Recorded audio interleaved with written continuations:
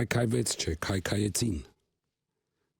միտումնավոր նպատակադրված քայքայեցին, ոչ թե քայքայվեց ինքնուրույն այսքան արագ եւ այսքան հեշտ սա չէր քայքայվի։ Հասկանում ես, սա քայքայեցին շատ sense կետային մտածված աշխատանքով եւ դա իր հետևանքներ ունի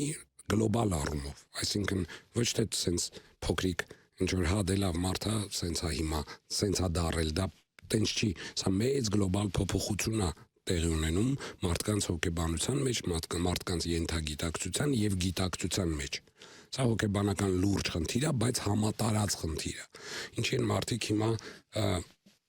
լինելով դժգոհ այսօրվա գործողություններից կառավարության, հա, լինելով դժգոհ, չեն դուրս գալի, չեն արտահայտվում, հոգնած են։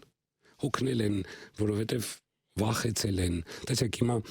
ես ձեզ մի հատ պարզ օրինակ բերեմ, ինչ է անում հիմա Ադրբեջանը նպատակադրված եւ կետային։ Ցանկացած post Հայաստանի մասին,